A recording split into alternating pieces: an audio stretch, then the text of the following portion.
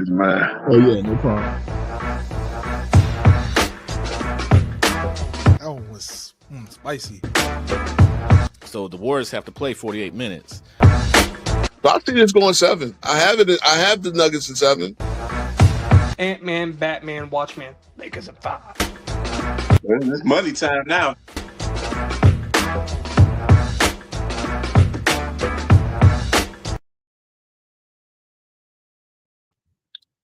Well, yo, YouTube, what's up, man? Like, share, subscribe, guys, coming in the door, man. I appreciate it. I was up on a Yap marathon with my boy 93 Zay, man. I was telling him, man, Street's been, as he's seen, it's been a little bit radio silence over the summer. And I said, man, look, we got a lot of stuff to talk about. Let's catch up. So we did that. Salute to everybody in the chat. It's going to come in. Y'all can pull in. We did the top one. The top 100 was done by Bleacher Report, and I like to do that, especially the off season. That's a good time to get into that type of stuff. But I also I want to do the top 100 current players, and I've been thinking about that. Pretty much, I went through a variety of stats, and I have a lot of factors that go into my top 100 list. Current. Mainly, it's not a lifetime achievement award, but your all time accomplishments do get taken into account, but they also have to match up with who you are currently as a player. So, I just pretty much finished up the list. I pretty much know who my top 10 or so was going to be. Because we got one from Zay, we got a little holdover from Zay. I don't know if you're still here, Jeremiah, but I can drop the link early. If you wanna have this little one-on-one impromptu Tim Duncan debate, because he apparently was upset that I don't have Duncan in my top 10. Oh. And I know this is a sore spot for you, but again, and it's kind of crazy because I never had Duncan as the greatest. I think at Duncan's peak, I thought he was either one or two, either 2 or 3 with Kobe or Shaq. Now I don't know. Again, you can say 2003, maybe that was Duncan's year. That was his year. Yes, that was a year.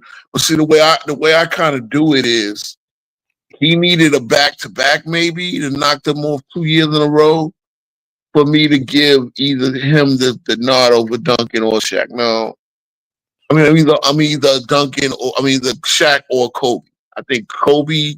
It was Kobe 1. It was Kobe 2. Shaq 1. Duncan 3. A lot of those years. If you want to tell me that 2003 he gets over both of them, I'm not going to get that mad at you, but then it's like 2004 they took it back when they beat the Spurs. Again, a lot goes into that, but Duncan was an excellent player. I have him in my top 13, 14, 15 all time. He didn't like the fact that I got Akeem over him. So maybe you want to debate me why I got Akeem on him. But I'm gonna drop the link real quick. Something I don't normally do. I mean, this is a real short. Right here, Philip Fry, R.P. LaCuzzo. Y'all did LaCuzzo dirty. So I heard y'all did him dirty. Yeah, we did him dirty, bro. We did him dirty. I mean, it's just the points that he's trying to make, and it's like, and then Lamont came up there trying to do his little Rain Man stuff again. As we say, Lamont is very obtuse the way he thinks, and so you're trying to hang me on a certain line logic when I go deep, and you think when I go off to a different logic set, hey, you want to tell me that you going to tell me that what's his name, LeBron, to be commended by getting the team to the finals at 22. Well, then why you want a campaign telling me that Kobe who won a championship in 21, won a championship in 22, and won a championship in 23 gets no credit. Again, that's one thing we did in that live stream. We talked about it was more than just a LeBron versus Kobe. Obviously when a Cuzzo pulls up, it's going to be LeBron. But yeah, we talked about a lot of things, and Kobe not getting any credit for that for the three-peat. Really, I mean, that's one of them. It just really makes no sense. I think they really don't understand what Kobe brought to the team. So the link is dropped. Jeremy, my fault. Put it in now. So the link is there. If you want to pull up, click it. We could get into this Duncan thing because you said you got to go to bed early. I could get into I always get to the main topic later anyway. So this will be our impromptu minor topic about Duncan in my top 10. Again, I'm one of the guys to stand on it, bro. I'm not again. I don't. Quick with y'all. Yeah, no doubt. I appreciate it. So I'm waiting on you, Mr. Scott Jeremiah. All right, look like he pulled up. All right. I'm ready to go. Jeremiah, how you doing, man? I'm on live again. Okay. I'm ready to go. All right. So what did you think? Okay, just a quick question. What did you think of me and Zay's live earlier? You need to get Angry Old Hoops. Even though I don't agree with him, but I heavily disagree with him. To me, he is one of the best Jordan channels out there. Same with Uncut Hoops. But Sports Fitness and Rants, no. In 93 say he needs to work on his game. Okay. Like I said, end of the day, we had a lot to talk about. Angry Old Hoops, that's big. He missed a big time. I would love for him to come up. Oh, and self-research NBA Facts. He's great too. Yeah, he's the guy. I want to book him too to have a conversation. Over here, we pretty much have conversations, right? We pretty much have basketball conversations. I try to stay on concept. I try to stay on, I don't really have a script. I really kind of just go off, usually on Thursdays or whatever, I have my partner JB. But he's there. Hey, Woodage, I told you can always come up, bro. You know what I'm saying? I can say, Woodage, you salute to you, man. So okay, so what is your issue with my my top 10 overall? It's just all over the place. You say you value winning. You got Wilt at number 2. He missed the playoffs several times when he was putting up uh historical numbers. Then then you got Bird over Kobe, albeit one spot, but Kobe has more winning. He has better longevity. Even I think Bird had a better peak than him. Kobe was able to sustain it longer, and he was the better defender, and he was the better playoff translator. And Bird, bro, Arguable. in his first years in the postseason, he wasn't it, bro. He wasn't. Okay. So let me give you some context on Wilt Chamberlain. Okay. One thing about Wilt Chamberlain is when the Philadelphia Warriors went to they relocated to San Francisco. It was Paul Arizin. Matter of fact, let me really look it up right now. Paul Arizin and Alex Hannum, his coach, they retired. That's a big deal because Paul Arizin was the second best player on those Philadelphia teams. So the first 3 years, Wilt Chamberlain played in Philadelphia, right? Yes. Frank McGuire was the coach, and he was the one that retired. I'm sorry about that. Paul Arizin was the second leading scorer, and I'm not sure if it was Tom Gola. Hold on 1 second. By the time they go to San Francisco, it was Arizin. Arizin retired, and it was one other guy that retired. Say Messery came over, Al Adams, like Colin came over. But anyway, like pretty much the coach, like so he had to go play with a different coach. Bob Ferrick is the new coach, and that's really it really is significant because if you lose your second best player to early retirement, that's a little bit of the context. Now, where I will give Will Chamberlain the nod is the fact that when they did win, I believe it's Guy Rogers will be the Guy Rogers was the point guard of that team. So you're losing the second best player, and Guy Rogers retired. No, he actually did come. I'm sorry. This is like okay, Guy Rogers did come over to San Francisco, but I do know two key players retired, and I do know that the coach retired. So Will pretty much, again, this is a. But when they did win, Will win with two dominant teams. Now you could say he wasn't the man, he wasn't the key player, right?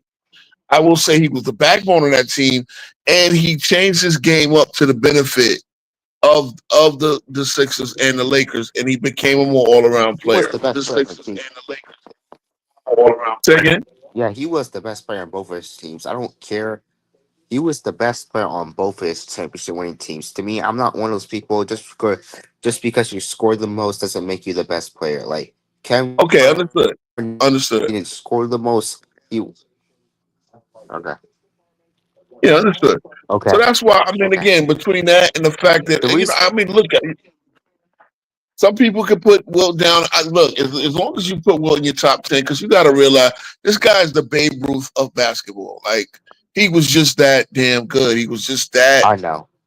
unbelievable. So that's what I'm going to put again. His team, yes, it's when his team won 68 and 69 games, 68 and 13, 69 and 13. Two of the top five teams, in my opinion, all time.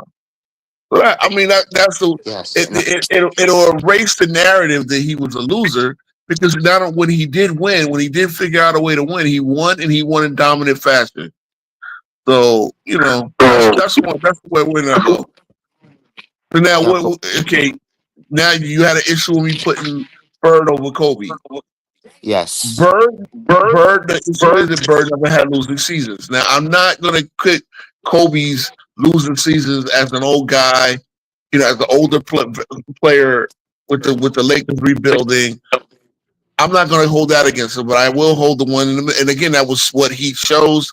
What he chose to get Shaq off that team, but he didn't have to deal with the rebuilding. I mean, again, the Lakers could have made it.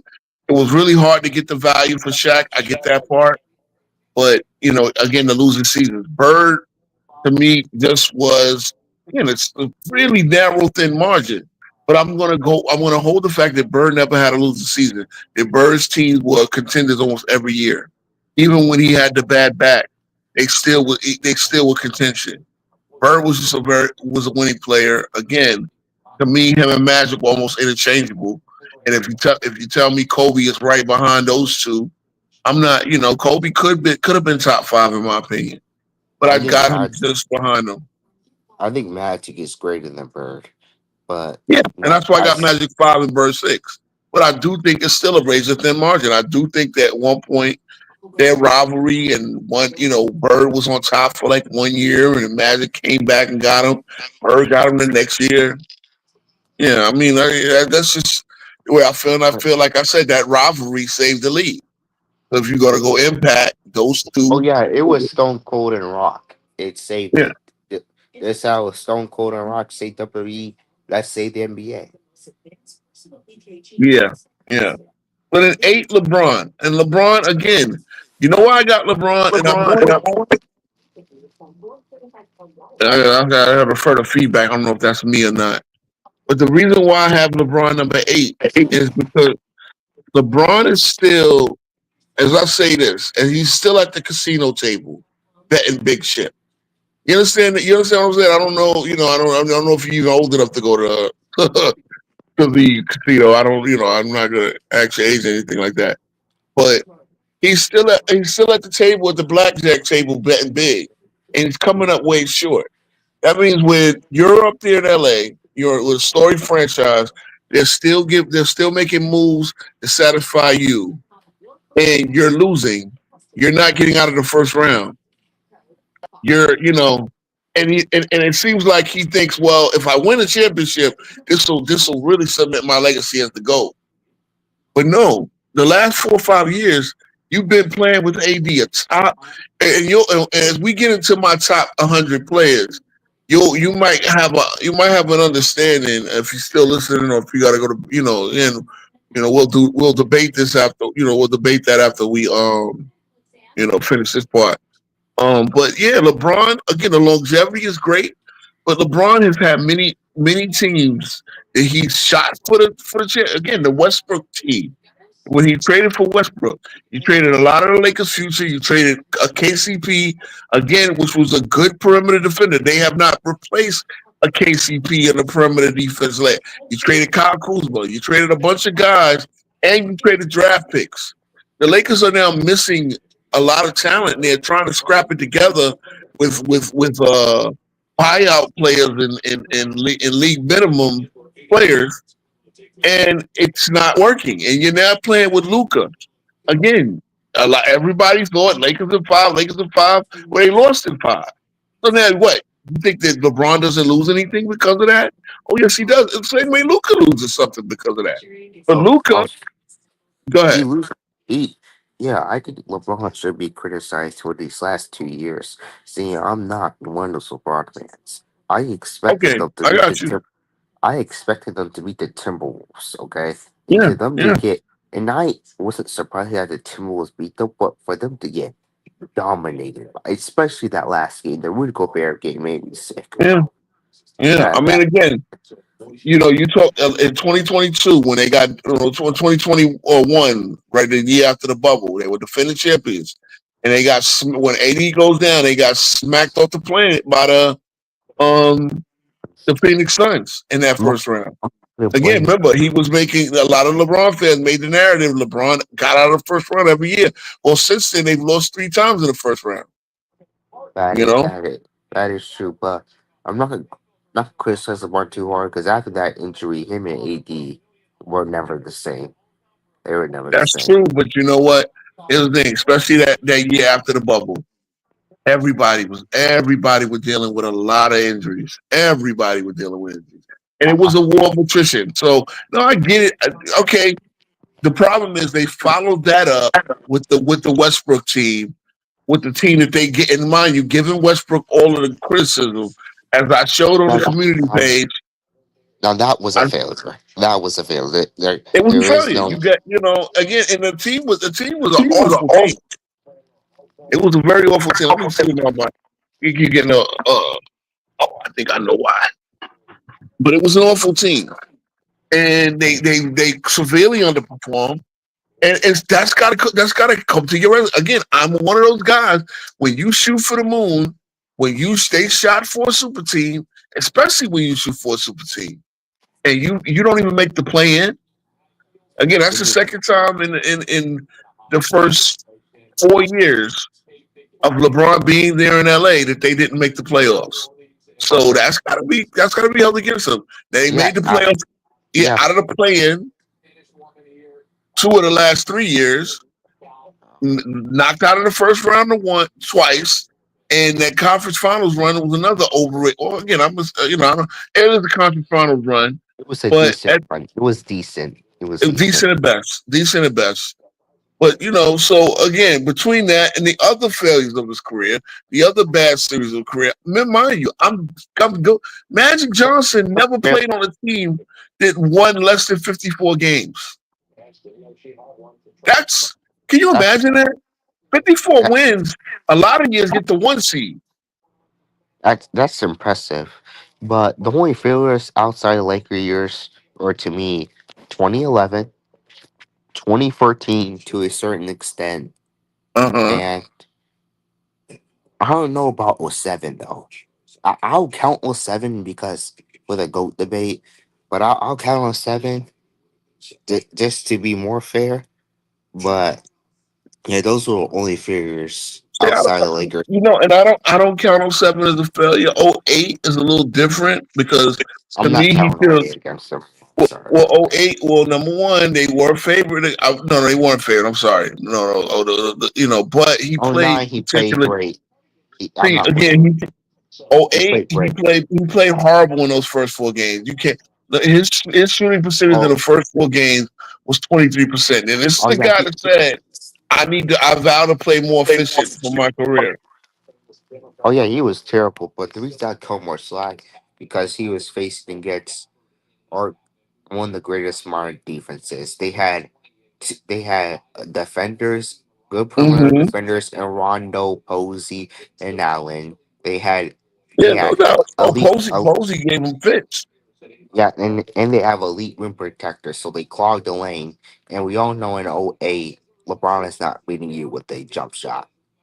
And to be fair to LeBron, they did the same thing to Kobe. Kobe also struggled, so I don't really blame Kobe for that either. No doubt. No doubt. I mean, but again, and this is my thing, man. You talk about top 10 resumes of all time. Everybody has their failures. Jordan had his failures. You But understand I what I'm saying? but I think So, the old heads cover up for a lot of their favorite players' failures, and they uh amplify. What's the word? They amplify the new ones. And again, yeah, you're right. They're more recent, so we remember them better. But one thing I do is as you've seen, I kind of got to everybody's resume. I think most of us do have Jordan as the GOAT. Jordan has his failures. oh Again, yeah, they're not as I got Jordan as my go. He's my go. yeah. Jordan never shot under 40% in a series. I think the closest he did was that the '96 finals. No, he shot like 39% against the Heat in No, I don't think he '97. did. I don't think he did. Go look it up. I'll look He, it up. I'll look it up just for he was argument's sake. struggling. He was I mean, struggling. I'm gonna and he's won great defense, but let me see. Yeah, 97. that's why I don't really use against them. If you have to face against the all time great defenses, But and They especially beat don't the Heat in five, right? And see, yes. and it's like even if he did, they won that series in five. When you lose in five, when you lose in a sweep, and you shoot particularly poorly, again that's again. And mind you, you're the one that LeBron is the one that's missed this field goal percentage. Everything is about field goal percentage with LeBron. Well, if you're gonna run that mantra, The '08 you he was gotta Mr. Field Goal Position. Field okay goal against the Knicks. percentage. He shot 40%. Wow, my Knicks held them down to a 40% for that series in 2000. And you are correct against the Heat. He shot 39%, Yeah, I'm not. 38.7. Yeah, I'm not gonna hold that against Jordan because he faced an all-time great defense in the Heat. Yeah, it was So a I'm great not. defense, and they won in And five. also, and also, you watch the tape. His teammates didn't really help either. Yeah. All right. So yeah, he had 30. He But averaged 30 for the series. He averaged but I 38 want and the three. but But the reason I'm here, not to debate LeBron, even though I can make a case for him by your law to be in top three. I'm here for Tim Duncan top five. We okay, can why is Duncan in your top five? And why should he be in mine? okay. Tim Duncan, but why did he step in the NBA in '97, '98? In the moment he left in 15, 16, he he impacted the Spurs. Yeah. Maybe the greatest impact on any franchise in NBA history. For the Spurs were a lottery pick. They were a laughing stock before Tim Duncan. They were a good team, yes, but David Robinson was like the James Harden. Uh, he was like Chris Webber in the great in the regular season, but in playoff time he dropped, and especially after he had that career altering The injury. bad back, yeah, the Yeah, bad back. Tim 96, Duncan steps 97 in season. and immediately becomes the best player on the team. Immediately becomes arguably a top five defender. Immediately becomes a offensive polished player. Immediately they go to the postseason and they lose against the Jazz who made the finals the next year. And the second season, which was the lockout, which is more impressive because you Hmm. don't have that many chemistry with your teammates yet. that he was the best player. Even D Rob was good. He was great in the postseason. He swept Shaq. He swept Kobe when he was All NBA. They beat the Blazers. He beat the Timberwolves, and they beat the eight-seeded Knicks. He had a dominant finals performance. Even though the run was kind of he still played great, and he still anchored an all-time great defense in the postseason. I think so. But in 2000, when Tim Duncan got hurt, and in 2000, and when they had to face against the Suns, who did not have Jason Kidd or kept Jason Kidd their best player, and I think they had to get Cameron Johnson out of retirement. Mm-hmm. The team lost. David Robinson was pathetic against and he didn't have to face no Force, no Bruiser. He had to face against Luke Longley. He was pathetic. Okay. In O two and O one, great. Okay, now I'm gonna in O one he gets swept by the Owen Lakers. Another great year. In O two he loses against the Lakers again, I think in the semifinals. In O three he has arguably one of the greatest carry jobs. People love to say he had Tony and Ginobili, but Dave Robertson was in his last year. Parker was in his second year, who could not hit a jump shot, and Ginobili was in his rookie year, and he somehow beat the Kobe and Shaq Lakers. He beat the Mavericks, even though Nash was hurt. He still had them 2-1 when Nash was playing. So I don't know if we want to use that to spread that title. And besides, we can use that for a lot of all-time great legends. And then Okay.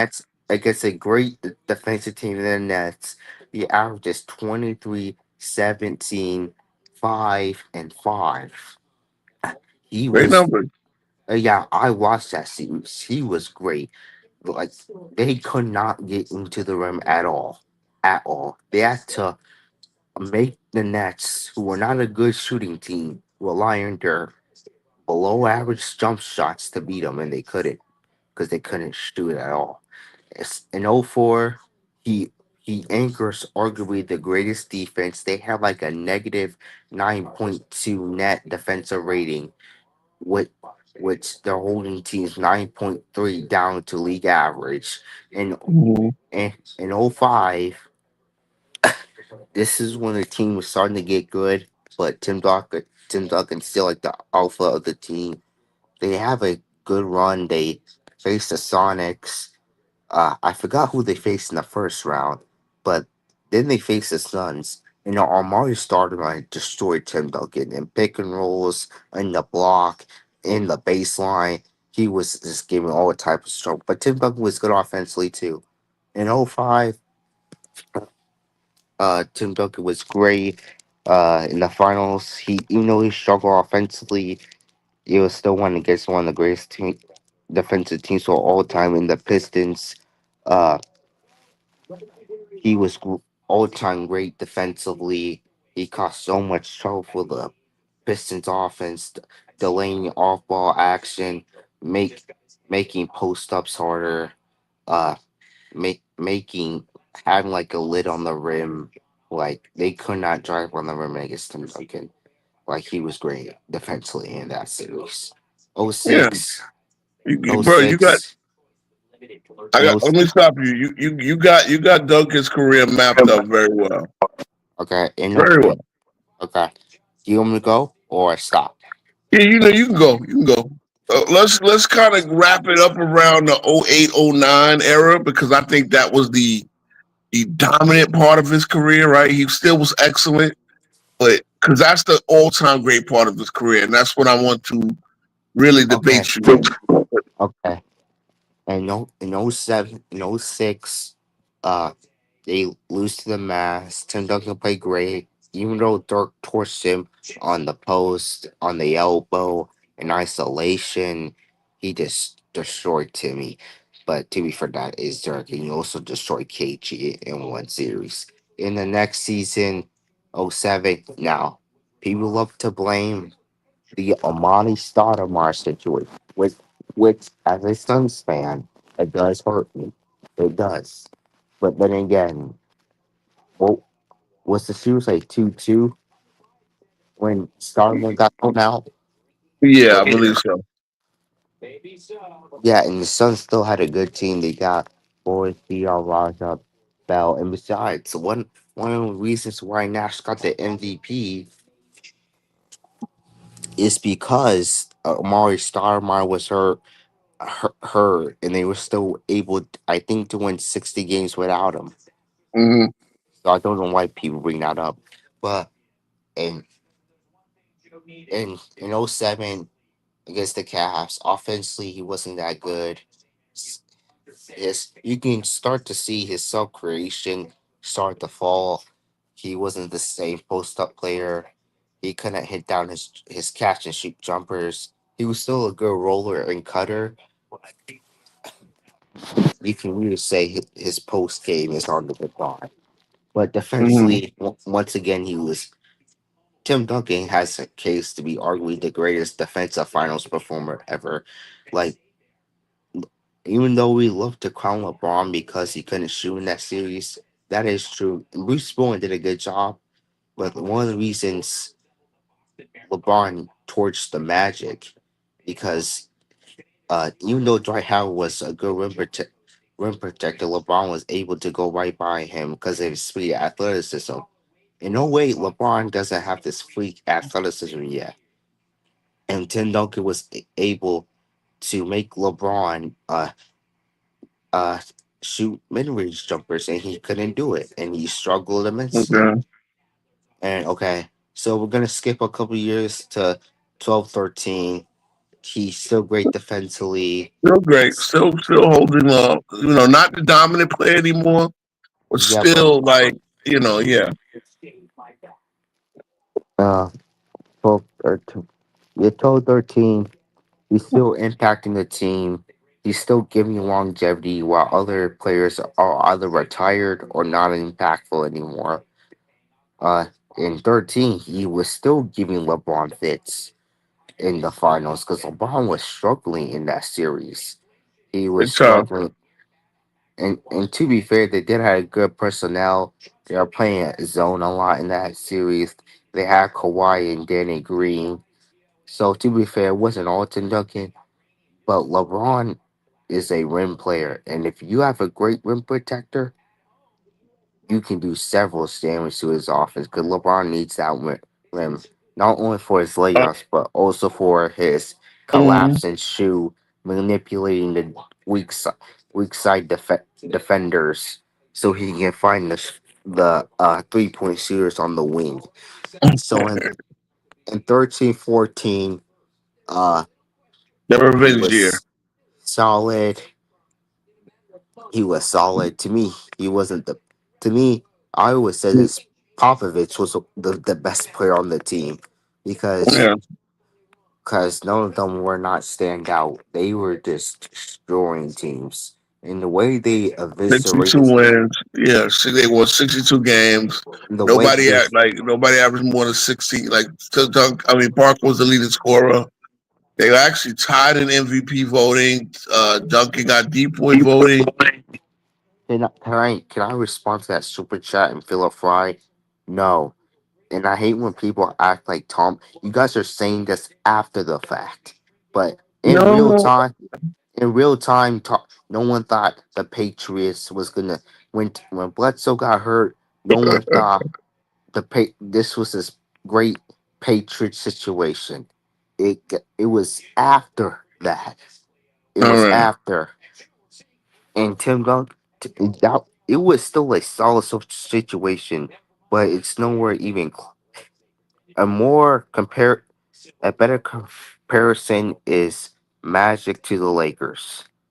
You get to play with the best player in the league. I don't know we're Uh, gonna come on, okay. bro. All right. Okay. Let's go here, right? Now and again, I salute Duncan. To I love me, I salute Duncan, and I call him a lot of the times. I call him the last of the Mohicans. He was the last dominant back to the basket big man Maybe we'll see in a while. True big man, true two-way player. There's very little. There's very little I can say bad about Duncan. Now, you said he came to a laughing stock. That's not true. I never said lobster stock. I said, the way that people were trying to make out the Spurs, they were not that. They Well, were. I will. They were. If Tim Duncan wasn't there, they'd be another forgotten '90s playoff team. Possibly, but they were still a 50-win roster. Because not only was Robinson hurt in 96, 97, so was Sean Elliott. And if you That, remember, they tried to build up something, a little winning formula around Dominique Wilkins. At that point, it just wasn't going to work. So hold on one second, I get this damn audio.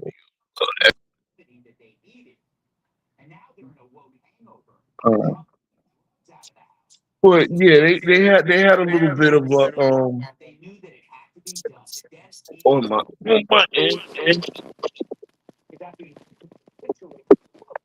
sorry about that. One second. It was a 50-win roster. It wasn't a lottery roster. It wasn't your typical lottery roster. So Duncan had different because one thing I would like to say. Let me ask you one question.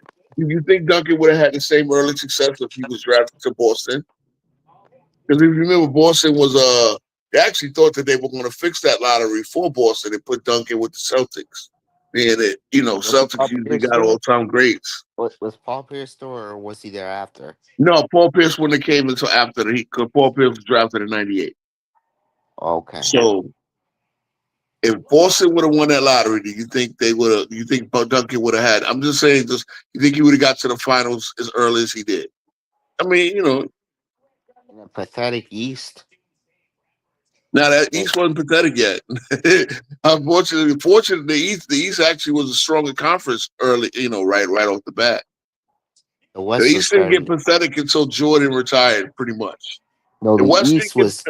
The East was. I'm not trying because I'm not one of those players who are done with the '90s. I think Jordan faced elite comp. He faced uh a great big three in Price, Daughtery, Larry Nance. He faced the grueling Knicks with Patrick Ewing. He faced a good Miami Heat team with Tim Hardaway, Alonzo very Mourning, true. Jamal Hashburn. So he faced Orlando Magic with Penny and Shaq. So I'm not trying to downplay Jordan's Cup because I hate when people do that. But the East was dwindling at that point. It was dwindling. If it Well, I wasn't will tell weak, you this. Because look, I look at 96, 97, right? The Indiana Pacers didn't make the playoffs. Neither did the Cavs. They were two pretty good teams. The Pacers would wind up being in 97, 98 going to the conference finals. Now, I'm still going to see what happened. Mark Jackson was injured a lot of that year. Rick Smith missed a lot of games. Pretty much they had everything else, but Mark Jackson missing those games. They replaced him with Travis Best. But they didn't make the playoffs. And that was a pretty good team. I'm just saying the East was solid. Now that was the year before Duncan was drafted. The year Duncan did get, the next year, Indiana recovered. They won 58 games. Again, a pretty good Cleveland Cavalier team, coached by Fratello. They missed the playoffs. okay. So So it, let's it say was it was more even than you realize. okay. So let's say Tim Duncan gets drafted by the Celtics, and who were the players in '98 in the lottery? Let's It was Keith Van Horn, and Chauncey Billups.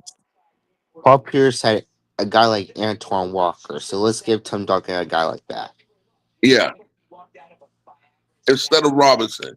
Because I think you sleep a little bit on Robinson.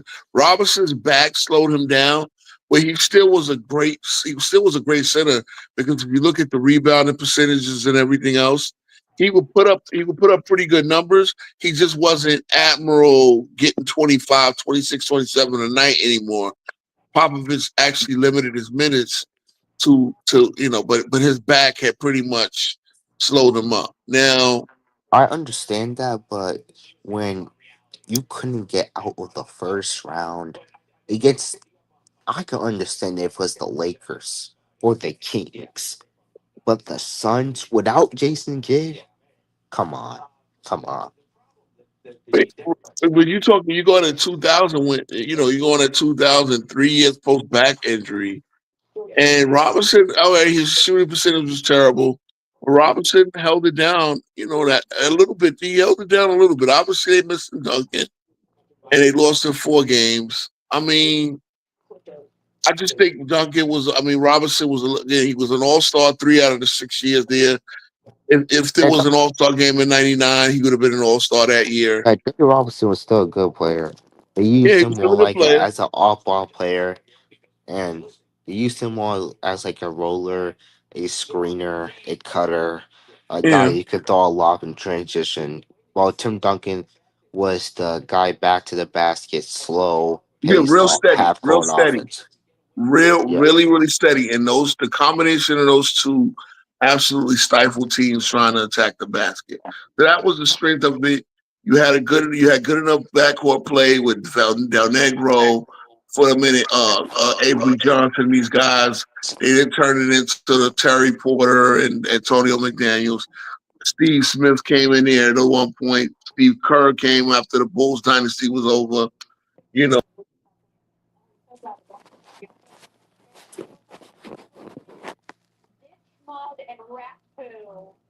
hello.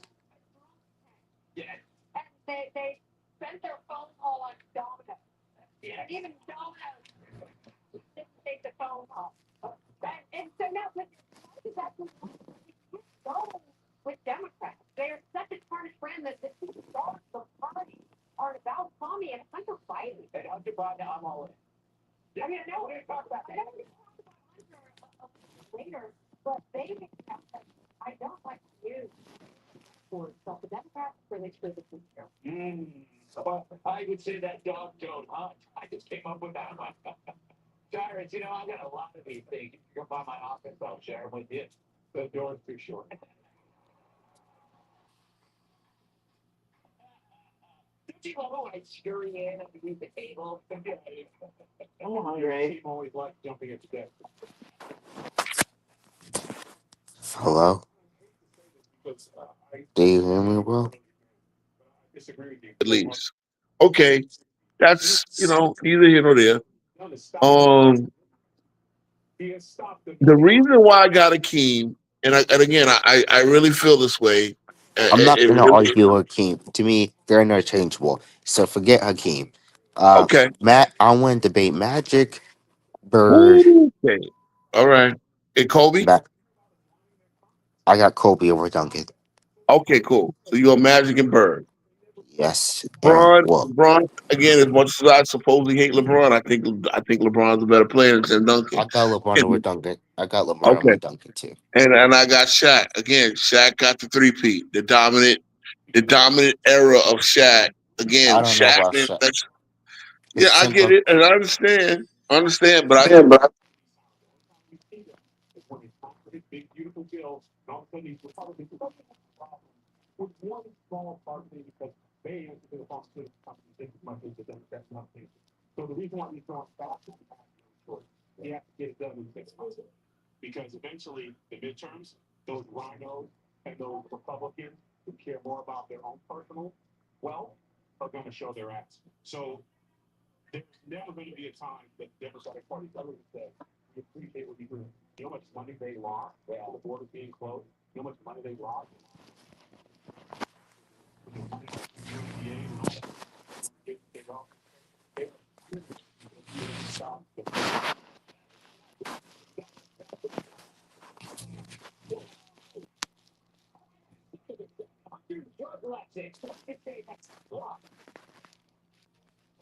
Well, that's the change.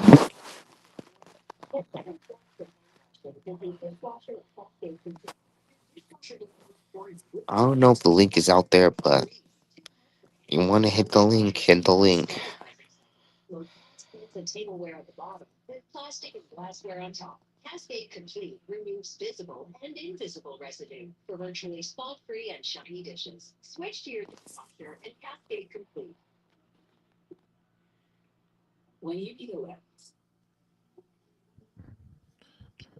Yeah, I think King's Speech having some technical difficulties. So Okay. uh so yeah,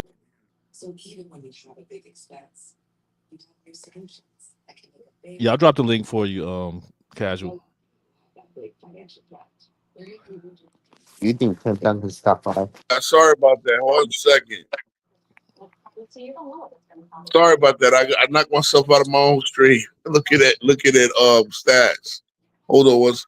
Yeah, Jeremiah, you hear me? Yeah, you should have a laptop. Okay. Yeah, so I don't know how much of what I was my monologue you caught, but I was saying that a lot of it was Duncan and the casual was pulling up. And he's gonna cook me in a minute. He's gonna attempt to. But Duncan did get I the was just trying to positional help out. I advantage. wasn't even trying to cook you. Okay. No, well, I was really saying that Duncan got the positional advantage, being a power forward, but I think he's essentially effectively a center. And if you compared him at center, like you did Akeem Olajuwon, again, I get Akeem Olajuwon and Olajuwon was the center, Sampson was the power forward, but effectively they played on 10 towers. So did Ewing. Ewing with Cartwright for 2 or 3 years. Got to play the power forward. But when you got to the prime of their careers, they were now the lone center. And that's the difference why you don't see as many all NBAs and stuff like that. So it's a little when you just looking at that, it's a little disingenuous because Duncan, especially considering the last half of his career, he was listed as a center, but still would make the All NBA a power forward. So you kind of listed him in both positions, and that gave him like 3 chances to make an All NBA team. You know what I'm saying? 3 chances to make the first team, 3 chances to make the second team, and 3 chances to make the third team. Where the centers of the '90s, you only had 3 spots, and you probably had 6 or 7 guys who deserved it. Like Mutombo was going to be the odd man out most of those years. He had no chance to make it in a league with Shaq, Ewing, Robinson, Olajuwon, Uh, Doherty up to a certain point. You know what I I mean? yeah, I see Yeah. what you're saying. If he was in the Yeah. So 2000s, he would have made more. yeah. And if he was a center or if he was drafted to Boston, that's another thing. He would have been a center. Then let's say would have decided to, especially with Dino Raja there, he'd have been a center. You want to assume that they get Paul Pierce anyway? They have a struggle rookie year and they draft Paul Pierce. Well, that would have been a really good team right off the bat. But it's just the way it worked out. I can't really get mad at, but I'm going to judge Duncan based on one. Now you said Bird and Magic. Man, Bird and Magic, again, not only did they save the league, but the winning consistent. Now, those, you talk about 3 of the most winningest players of all time, where none of them played on nothing between Duncan, Bird, and Magic. None of them ever played on a losing team. Even Bird, as he got old, that last, I believe the 92 Celtics had like a 48-34 record. I would have to look it up. But, they were just winning players. And I can't really get mad at Duncan being a winner. I respect him. Again, I honestly never had him as the best player. Even during the back-to-back MVP years, I never thought he was the best player in the league. I thought Kobe or Shaq were better than him. But Duncan was a close third or even number 2, depending on what kind of season he had, you know? The reason So, I have Duncan over Magic and Bird is longevity in the defensive gap, in my opinion, is way too wide, especially for Bird. Like, I can understand Magic because Magic was able to translate his postseason play into the playoffs, but I can't say the same thing for Bird. And to me, I got Duncan over Magic because of defensive gap and and I don't do this like two-way stuff. Oh, I'm gonna pick you because you're the better two-way player. Because there's a lot of one-way players that are better than two-way. I look how great your impact is on offense and defense. So like Stephen Curry or Chris Paul or Kawhi Leonard, you're taking Steph Curry because of his offense trumps Kawhi Leonard's defense and his offense. Tim Duncan has a historically great defense. Now, if he was a good defender, I'll pick Magic. But Tim Duncan at his best in all time, he's one of the greatest defenders to ever step foot on the court. Same Magic Johnson on offense, but think Magic was a negative on defense for most of his career. While See, Tim Duncan, negative was a stretch, but I mean, I'm not met. Negative was a stretch because I mean, I think the Magic defense thing is overdone. Like Magic wasn't a poor defender. I mean, you could say that Pat Riley called him a traffic cone. Okay, but I never see the part where Magic defense hurt the Lakers. I just don't. I don't see it. Same I thing don't with Bird. think I it hurt think the both of them Lakers were. Go ahead. because they had good wing defenders to cover up for Magic. But see, then you're using his length at another part. The rebound and the steals, playing the steal lane. I mean, I think the whole defense thing gets overblown because again, it's not. I think a lot of people look at when you look at defense, you just go to okay, this guy's gonna be. You defense is a unit thing. It's about effort. It's about ability. And again, yeah, okay. Some guys got to get covered up. Magic probably did have a couple of Magic did probably have a couple of problems, like liabilities in his defense. But I think he was a smart enough player. He had a high enough IQ to never let it like affect him. Obviously, you're not going to put him on all defense team, but Magic was just not a cone out there. That's not fair. You don't lead the league in steals twice and be a traffic cone. That's Okay, my opinion. That's my so opinion. it's like the Steph Mhm. Curry. Like you're a bad defender, but you're getting the passing lanes, getting a fast Yeah, start just in and transition. you find a way to make yourself useful despite your limitations. So I Yeah, think and that's and I that get But it. you that's as I an mean, individual, can still be a liability. It's just the defensive scheme and the personnel around you makes it so that your significant flaws in this specific instance is not are hidden. that terrible. yeah, yeah. That But is true. That is true. and I will challenge to ask you, where's that famous? Because Magic had to play a lot of small forwards, and a lot of small forwards, especially in the '80s, were monster killers at scoring. Most of the scorers were small forwards in the '80s. Where's Yeah, that Bird, guy that Wilkins, Dr. yeah, J. yeah, Alex English, Thompson, Vanderbilt. I mean, my God, just over and over, Mark Aguirre. But where's that instance where Magic just got hunted in the playoffs, where he was so bad on defense that it never really was like that. So Magic would just be Mr. All Over. He's Mr. Everything. As I said, And to me, the reason I Is he can't breaking up for anybody else? Or is it me? the reason I can't put Magic and Bird because they don't have longevity. If Magic was able to play 13 years, I can hear the argument. Of all NBA caliber player, I can hear the argument. Same with Bird, but they didn't. And Duncan was elite from his rookie year all the way to his 16th year. Got What your are, what what are you we? said. What's the I probably put him up like what's the a couple conversation of. surrounding Duncan? So I he think thinks that Duncan should be a top 5 player, or definitely in my top 10. I'm one of the guys that keep Duncan out of my top 10 because I do think Akeem Olajuwon, who's at the edge of my top 10, was a better player. Um, but again, it's I'm telling you, like when I think my top 15, What is the reason for like what is your top 10?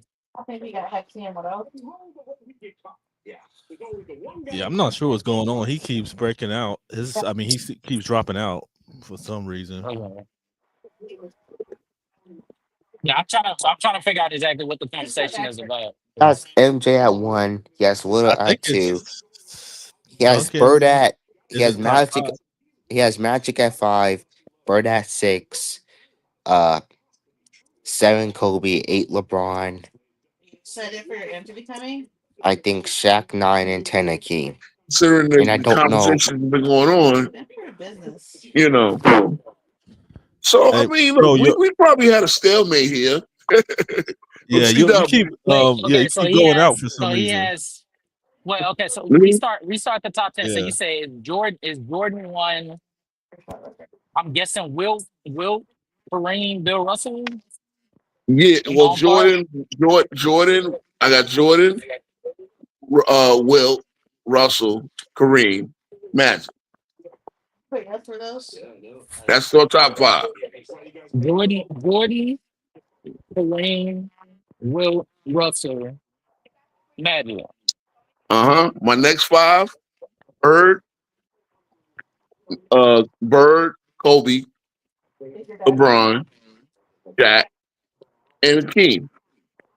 Bird should not be over LeBron, but okay. Yeah, Bird is over LeBron in my opinion. but here's the thing: what's the scrub among them? Obviously, nobody, right? It's not, And Yeah, again, obviously, even if it was Curry, there's not a scrub in there. LeBron's a better so scorer. so He's a better Bird, passer, better playmaker, better defender. Bird's a better shooter. LeBron's better in the LeBron's not playoffs. a better passer. Let me tell you something. Let me tell you why I don't have Bird as the better passer. Why? I mean, why LeBron is a better passer? Because LeBron needs the ball to pass. Bird would actually play his position and still make elite plays. Like Bird didn't bring the ball up, but Bird would still get 6, 7 assists any Because he night. couldn't.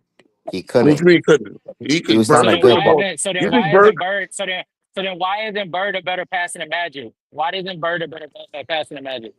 Because Magic is the best passer. But Bird is the second best passer in my opinion that ever lived. What? He's better than But Nash? Bird can pass off ball. Magic. So then, but Bird can pass. Bird can pass off ball. Magic never showed any instance of him doing that. That's Yeah. not true. Do you know that Norm Nixon was the point guard up That's until absolutely true. 1983? Do you know that Norm Nixon was the point? And in the middle Norm of the Nixon was season, they took the ball out of his hands and put it in Magic. well because Magic was the better passer. But Norm Okay, Nixon, so Norm Nixon got 8 assists a game in these years. What are you talking about? Like the one like Norm Nixon was like pushed to the side. How Norm Nixon, hold on, with Magic as his teammate. can I 6.8, 9.0, 7.8, 8.8, and 8.0. So obviously they found a way to do it together where both of them, there were times where Norm Nixon had the rock. Matter of fact, yeah, they played 6 years. No, I'm sorry. Okay, they played 4 years together. So 7.8, 8.8, 8.8, 7.2. Norm Nixon, and obviously we know that Norm Nixon wound up being traded for Byron Scott. And, that, once they did that, the rest is history. But, and then, unfortunately, Norm Nixon tore his knee up playing charity, charity basketball, man, or something like that. But Norm Nixon was, So because there was somebody else that was getting 7, 6 assists, 7, 8 assists, that meant that Magic wasn't on ball primarily. Magic was on ball because Magic was better at leading the break. You understand what I'm saying? But the fact of the matter is they were able to coexist. Okay, but so Wade and Bron, Ron and Kyrie, these not instances of them playing with other players that they could be able to compete with them. So, If my sound is bad, I apologize. Oh, but you kind of going out too, Casual. no, I was saying is the instances of Bron playing with Kyrie or Wade, are these not instances of him playing on ball and off ball, allowing them to be able to function as isolation scorers as well? And I do remember them struggling a lot. Now look, the one thing I do remember about LeBron and Kyrie with the Did Norm Cavs. Nixon and Magic not struggle? No, we No, they They did. struggle as well. No, they didn't struggle, sir. They didn't So struggle they at did all. not. So they did not struggle. So At so all. in 80. So in the following year after they won the championship, did they not butt heads about Norm Nixon feeling as if he should have the ball in his hands more? Oh yeah, They they didn't do did. that. But that was Okay, worked so out. they That so was that's hold so is on, they not sir. Hold struggling? on. No, they won 54 games. What was the struggle? And Magic missed half the year with an injury. Did the Heat not win 50+ games routinely? And you considering that struggling? They, Did the they Cavaliers actually not win? Did the Cavaliers not win no, 50 wins? Have 50 multiple 51 seasons? they won Do you consider 51 them that games. struggling? Okay, Mr. Casual. They ran. There was one game I remember where the Cavs had 4 assists. They had 4 assists as a team. The Yep. Cavs ran the most isolation What game? plays in the What league game is by that? far. It, It was a game early in LeBron's tenure, and I remember that because they lost that game. They had 4 assists as a team. LeBron had all 4 assists. are you Let me talking So look. about the so first pick or one the second game. pick? No. Okay, again, it was that one game was very indicative of what the struggle was. Now there was a big struggle on who would run the offense. See, I think the Norm Nixon Magic thing was more of an ego. But at the end So of the day, on the call, how often did they have 4 assist games during the season? they didn't have a lot, but this was very Okay. indicative of the early struggle Or of could it them or figuring. could it or could it just be an outlier? Could that Was be it an that? Could that be outlier? that No, as well? because I do. Okay, see, one thing I get that I wasn't really. I was a baby during this, and while I was a grown man alive to see the.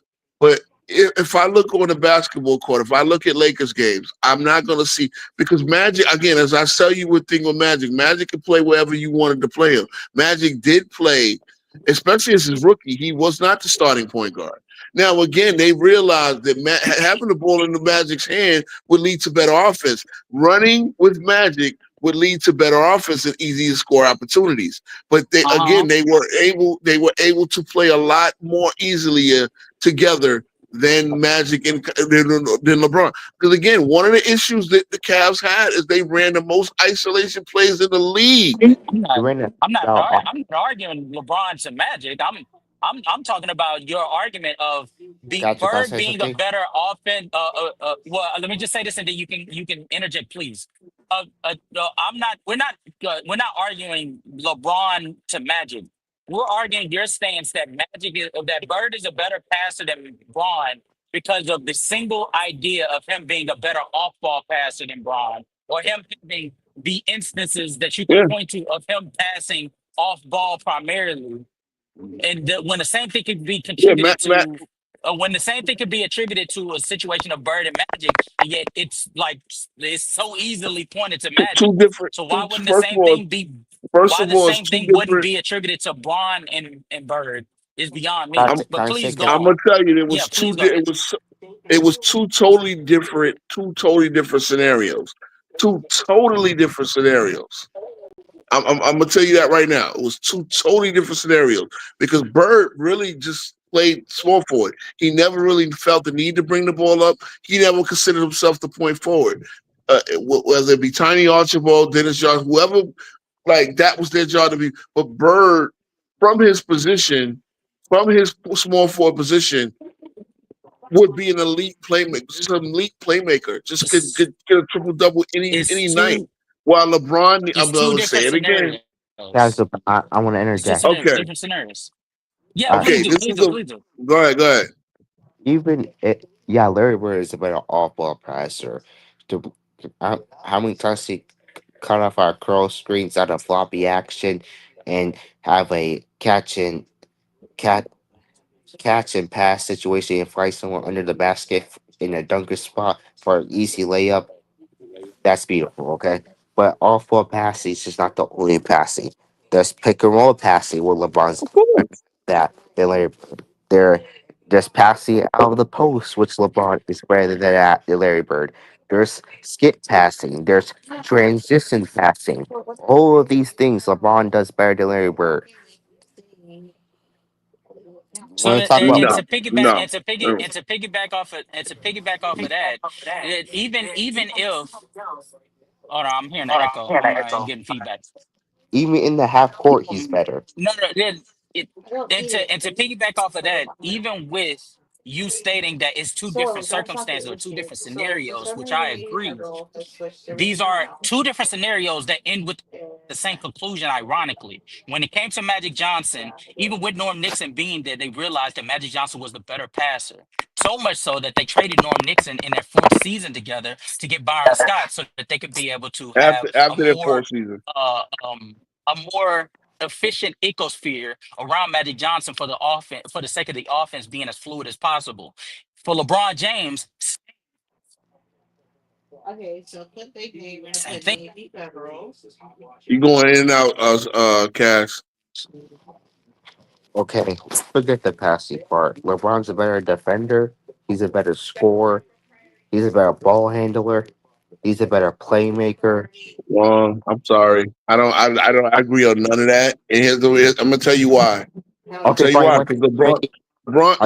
Here's the thing. Let me tell you why. I'm gonna tell you why. LeBron has players he struggles to play with. LeBron in the winning part of his career needs a stretch 4, stretch 5.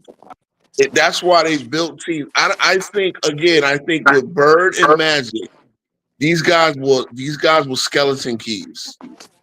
Not only was they terrific, not only were they terrific franchise players, but they were skeleton keys. They could play with anybody. An athlete, the slashes, they could play with. A big man, he can get the LeBron. You realize that LeBron, especially in the winning part of his career, cannot play with the traditional big men anymore. Let me Have you think. noticed that? The closest is to AD. For him to play with AD, they moved AD pretty much to the 4. I mean to the 5 since 2021. Now they played AD at the 4 that first year, the bubble year, but they had the White House. But they limited the White. The AD played a lot of minutes at the 5, and it's like, yeah, the idea is when he had Kevin Love, they moved Kevin Love over to center. They had Mozgov in there for defensive purposes, but for the most part, Love played. Okay, you see Kevin Love and Chris Paul stuff with this because they had 2 other ball handling guards on the team. It was just LeBron and Chris Bosh or Kevin Love. I still think LeBron would still use them as stretch 5s, but you would see a lot more post play. But since you got Kyrie, D Wade, and LeBron, it's gonna make it harder for everyone to fit. So they had to make Kevin Love and Chris Paul sacrifice because they were the third best player in the team. Well, they say that's the problem. The fact that you had 2 players like that, and you made them sacrifice. That's the issue. Nobody had to sacrifice playing with Bird. Nobody had to sacrifice playing with Magic. Yes, they do. They sacrificed their point total. Someone has to sacrifice. And neither one. Actually, I think they optimized their point total. You didn't have see, LeBron needs a clear runway. Therefore, he uses the stretch 4. There wasn't no stretch 4s, stretch 5s back with Magic in the play. Like Sam Perkins was one, but this is at the end of his career. Are you ready? But even then, when we saw as full potential with the 2017 Cavs, LeBron was great. Kyrie was an All NBA caliber player, and Kevin Love, even though the stats may not show it, he was basically in his 2013 form. Except he just didn't have the same opportunity. I don't know. I will tell you this. And again, it's one thing that if my boy JB was here, he would co-sign. The fact that when LeBron came to the Lakers, and this is Magic Johnson, unfortunately making this dumb call, he said Julius Randle can't play with LeBron because at the time Julius Randle was more of a back to the basket, low post type of small forward, and that was an issue for LeBron because LeBron needs stretch 4, stretch 5.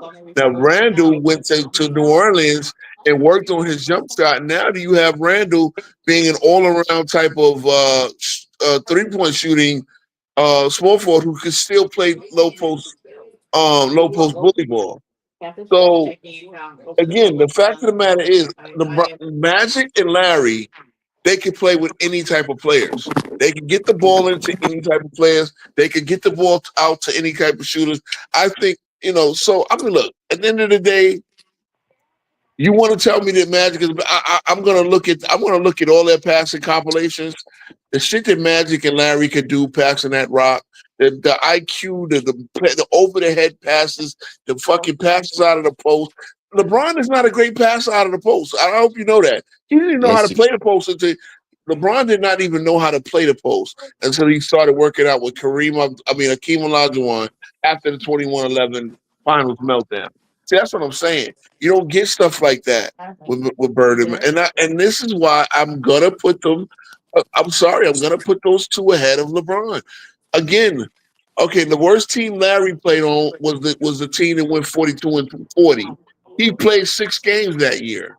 The worst team that Magic played on went 54-28. Magic played 30 games, and that was his second year. You understand what I'm saying? Like can, you can I respond? again, LeBron. Yeah, you got it. Okay, Bird, Bird. For I agree to a certain extent. He can play with I don't know everybody, but that's impossible. But he can play in a lot of systems. But Magic, I don't know. They had the perfect team on. They got play finishers who can run in transition. You didn't really have to worry about another Let me, ball let me handling ask you: guard. did they have the perfect team around Magic, or was Magic the perfect team? Was Magic the perfect point guard? In my opinion, Magic was the perfect point guard because of his size. You could play him in so many different ways.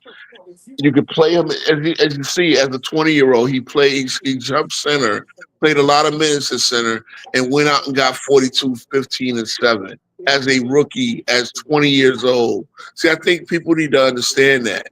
Again, you're talking about LeBron at 22, right? You saw Lamont came on here on the stream with Zay and wanted to say how Magic did that at 20, put in a big spot, perform. I think Magic was a skeleton key. He could get in any doors.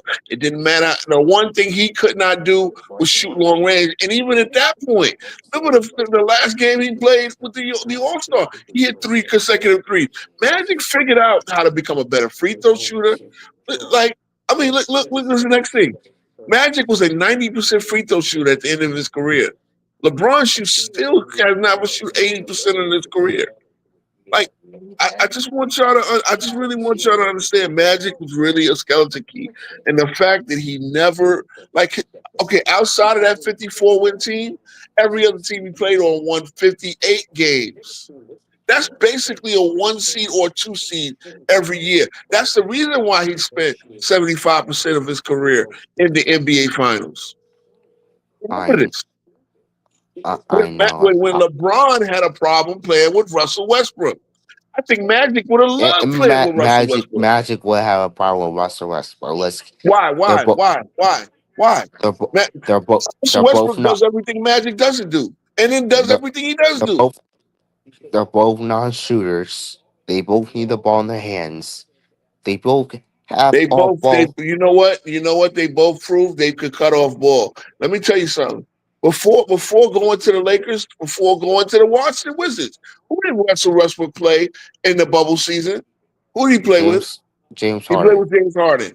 You realize that Russell Westbrook played off the ball a lot that season in the Mike Yeah, D'Antoni style offense? yeah, they have shooters, and also James Harden is Okay. levels above Johnson as a shooter. Does that matter? Yeah, Okay, you're yes. looking at okay, all right. So guess what? You know what I'm gonna do? I'm gonna What? play Russell Westbrook, I'm gonna play 3 guards. If I have Russell Westbrook and I put him with the Lakers, I'm gonna play 3 guards. I'm gonna play him, Scott, and I'm gonna play the power forward, and I'm gonna play Kareem. And guess what? What? I really don't. I play Perkins. They didn't have Perkins, but I would play Worthy at the 4. I'm gonna play Magic at the It doesn't matter what Magic is. You can play him at the 3 or the 4. Now I'm getting elite play. See, that's the thing. Magic could have been a center, would have been an elite playmaker. No, he Magic, couldn't. Especially that, okay.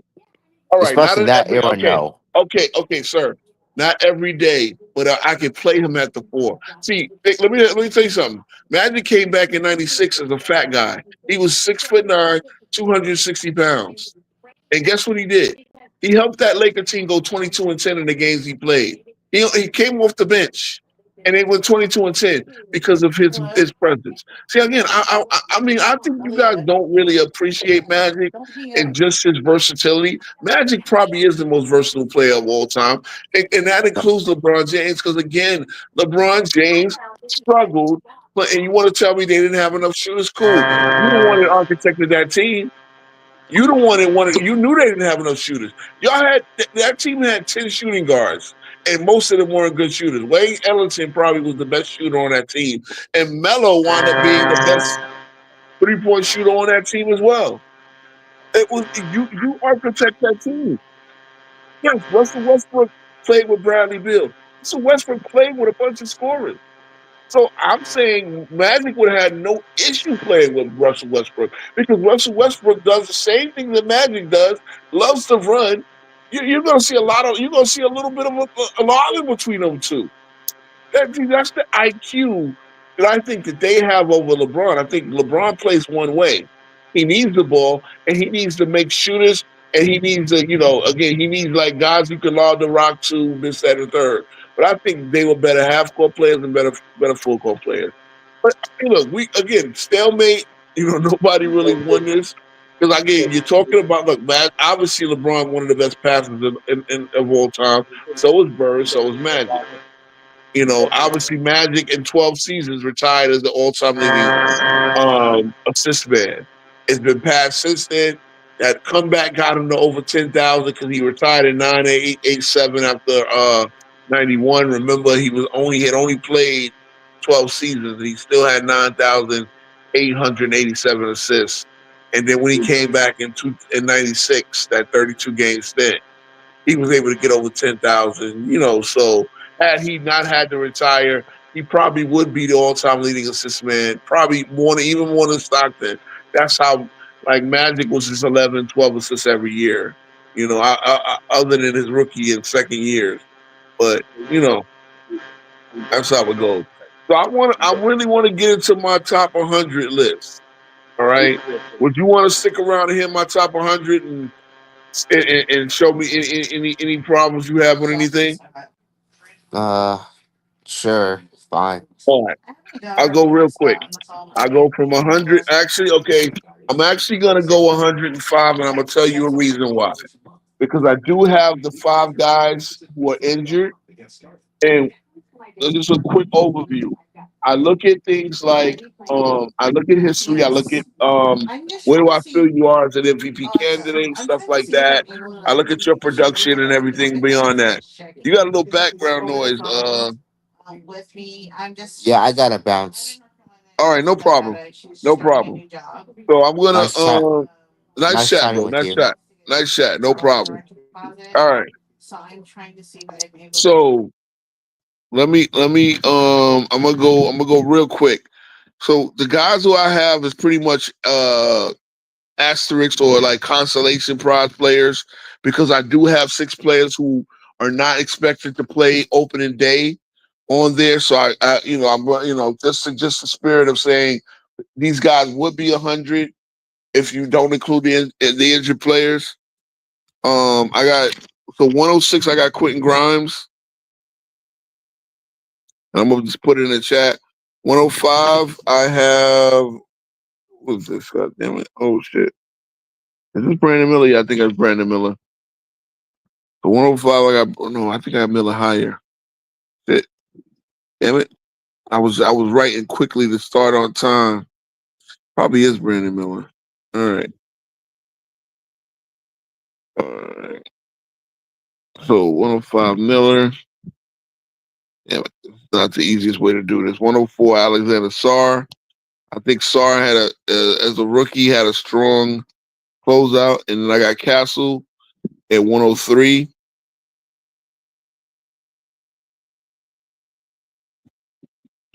Jacob Porter 102.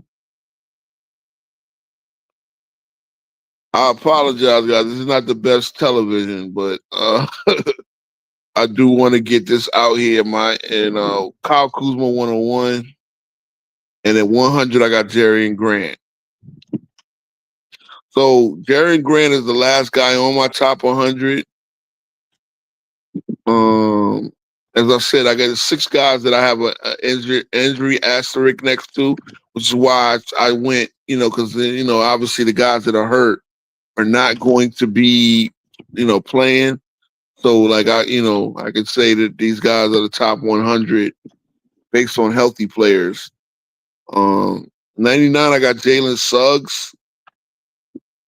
Just follow me in the chat. 96, 98, I got Lou Dort. Funny, I got Suggs might be a little higher if he wasn't injured, but I don't have an injury next to him because he's expected to be healthy on opening day. So, but injuries did hurt him this particular year. And obviously guys like Dort and Case and Wallace being on the championship Thunder. So I'm up to 97, Case and Wallace.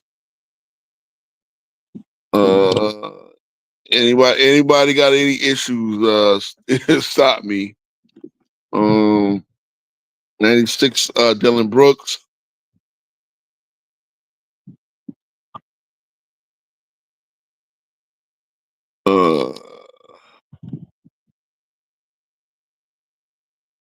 We had an interesting little debate there.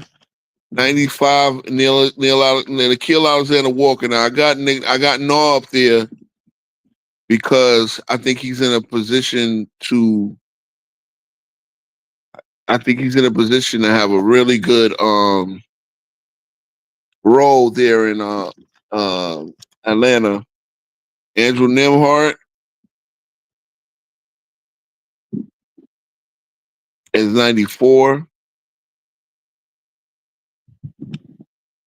93, Drew Holiday. Holiday is still hanging on to his value. I think he's gonna be be a real good coaching guy there in Portland. Yves Missy from New Orleans is my 92nd best player. 91, Michael Porter Jr. fell off a lot. He's in a good position to at least put up numbers. Hey, look, Dort Nembhard wouldn't have been there last year, E. Gibson. So I gave them, they actually did a lot of improvement and helping their teams get to the finals. Now, this guy might be a little low, but Miles Turner, again, I'm very prejudiced against big men who don't rebound. Miles Turner is my number 90. Number 89, Isaiah Emmanuel Quickly. If he wasn't injured, I actually think he has a chance to play himself into a higher position, but he was injured this year, his first year trying to as a full-time starter. Man, mind you, he was a 6-man for the most part with the Knicks. Jordan Poole is an 88. So just follow me in the chat. I'll try to put this up. Jordan Poole's 88. Jaden Ivey was on his way to being a top 50 player. If he can be healthy, he got a real chance to get in the top 50. 80 switches the twin, Isaiah Thompson. One of the best defenders in the league, with his brother, who I will spoil it, say I have him higher on the list. We'll see how high he is. 85, Walker Kessler.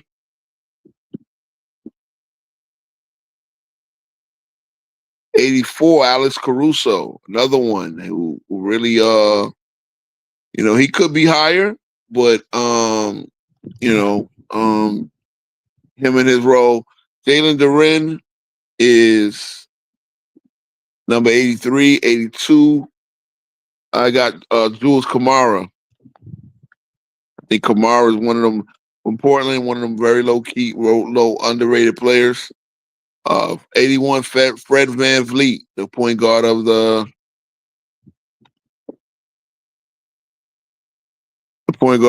what's the name of Houston. Got a real opportunity to play himself into a higher position. Let's see. Obviously, Houston expect a lot, do a lot of things.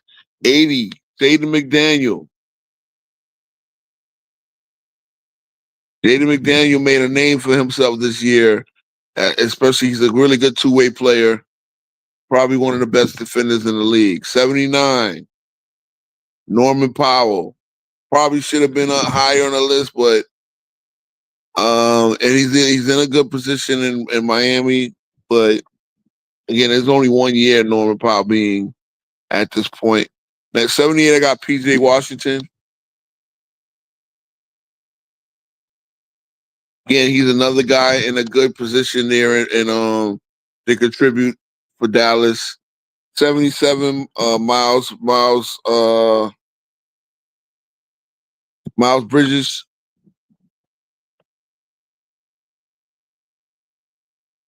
Um, 77 Miles Bridges. 76 Malik Monk.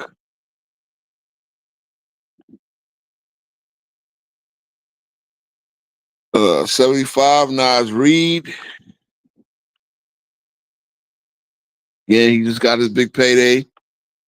74 CJ McCollum. CJ McCollum, he went back there. Oh, yeah. Okay. 73 Andrew Wiggins.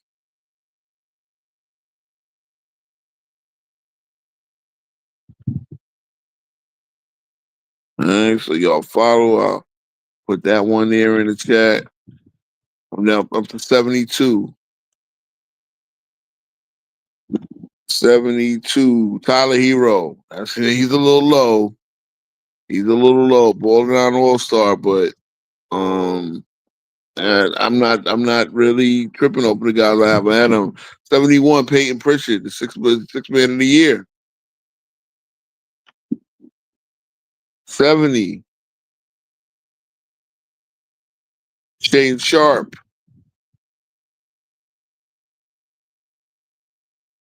Not Shannon Sharp, Shaden Sharp. Look at Philip Fry. Fry getting that my boy Dodgy. 69. Denny Advija, the Israeli. The Israeli Jordan. The Israeli Scottie Pippen.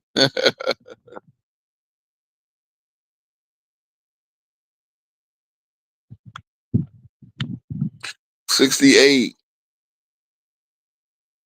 would be Austin Reeves. Now maybe Advija should be higher, but Austin Reeves does have a track record for a while. 67, Mitchell Robinson.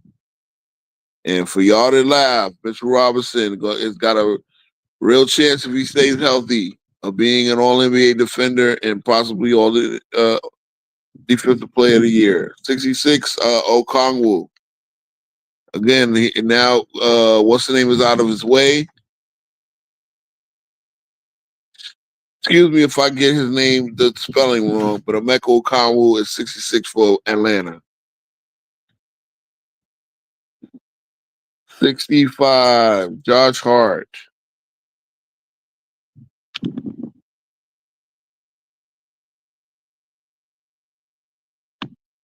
Yeah, McDaniel's got a chance to go high on this list. Again, I'm going to go by what you accomplish and what I think you are right now. So, obviously, maybe some people wouldn't have had him a top 100 last year. Now people know his name, and he's got a chance to really be, so 65, I got Josh Hart.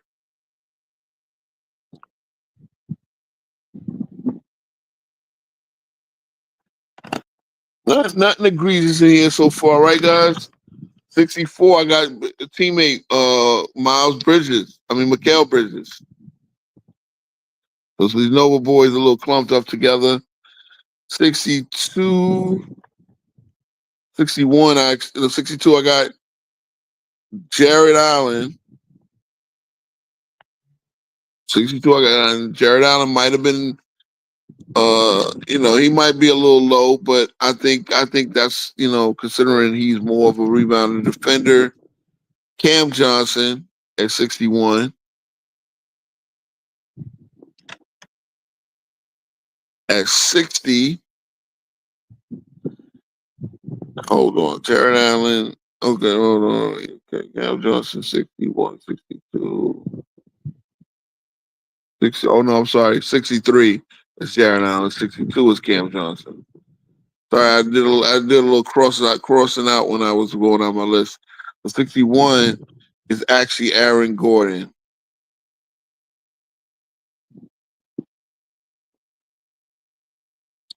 $60. Josh Giddey. The order is pretty much what I think. I could be flexible in flipping some of these guys. So Giddey is 60. We're getting into my 50s. Anthony Simon, I think he's in a good position in Boston. He might be their second leading scorer. Depends on what happens. But Anthony, probably in a better position than he would have been in Portland. But he's playing for a good coach, got a good chance to make your name. 58, Jalen Green. Now, then the playoffs, he should be higher. He would be higher, but the playoffs expose him a lot. But he's now in Phoenix, and let's see what he does down there. 57, the injuries tear this guy up, man. Brandon Ingram, he should be a lot higher, but the injuries mess him up. And again, injuries is something that I do take into account too. When you have a history of injuries, it can sap what you are as a player. 56, DeJounte Murray, and then he's one of these injury asterisks that I have. Obviously we know who DeJounte Murray is as a player. If it wasn't for the injuries, he'd probably be higher. And the fact is, he is injured. He was injured most of last year. He's expected to be injured the start of this next year. So he has the injury asterisk. So does Ingram. I don't know if the prognosis is the Ingram going to be ready for opening day, but Dyson Daniels, a guy that look, y'all, I know y'all want him to be higher, but y'all didn't know his name.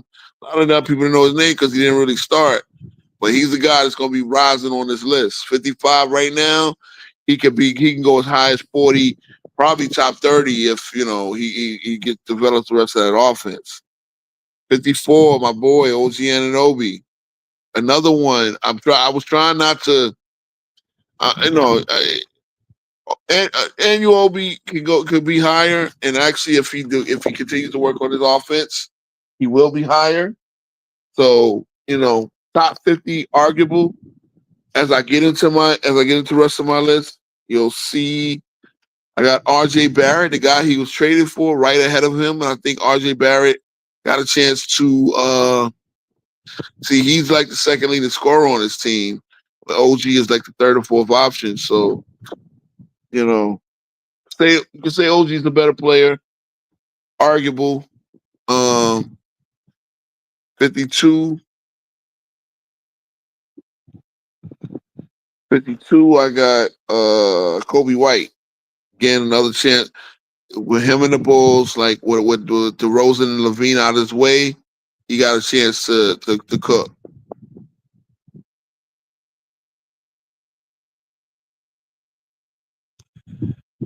Guys hanging with me? 51. DeMar DeRozan. D-Row is pretty much on the wind down part of his career, has been higher. A solid 50 is not that bad. 50, Derek White. Probably might be the second best player, most important player for sure with Boston this year. So let's see if he can fill those shoes. Like, fill the shoes as the number 2 guy, at least for the one season that Tatum will be out. Now we in my top 50 now, right? Vucevic is 49.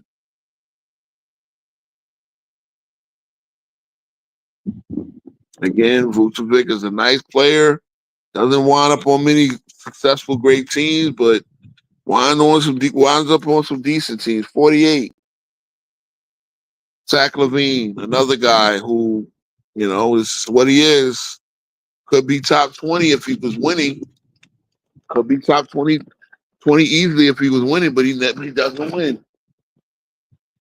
Immensely talented, but just not a winner in my opinion. 48. I want to. So there's a guy who's going to be coming up. Hold on. Vucevic 49, LaVine 48. So 47 is the guy that's on the way up. And the injuries obviously hurt him, but I think he's expected to be ready for opening night, and that's Jalen Johnson for Atlanta. He's a guy that could be top 20 in a couple of years. But he hasn't done enough to be there right now. 46 is the champion, another champion from OKC, Chet Holmgren. Obviously, he would be higher if he wasn't injury prone. He's pretty much missed a whole season and a half so far, and he's only been in the league for 3 years. So he's missed half the games he's played. 45. Amen Thompson. Now, I remember I said his twin was it. So, yeah, Amen Thompson, in my opinion, especially where he is, has a chance to be, really has a chance to go up there as well. Amen Thompson, number 45. Number 44, Zion Williamson. Phil. Hey, listen, man, Philip. We all gathering up against LeBron and his crew. So Zion is 44, 43. It's Trae Young. 40. If y'all got an issue with me putting Trae Young at 43, come see me. I'll set you straight on what's what. Lucky I got him that high. 42. Triple J. Former defensive player of the year. You can't really be mad at anything about him. So Triple J is at 42. 41. Jamal Murray. Again, Joe champion. I shouldn't have to say more than that. 40. Scotty Barnes. Scotty Barnes at 40. Make sure nobody thinks that's Harrison Barnes, who's not on my top 100. Siakam, he might be a little low. I know this might be but he might be a little low. You gotta really give me a reason why he's below some of the guys. I'm ahead of some of the guys, but he had a fine season. Damn sure good playoff run. Pascal Siakam, number 39. Obviously, the Eastern Conference MVP works in his favor. Let me see. 38. Darius Garland.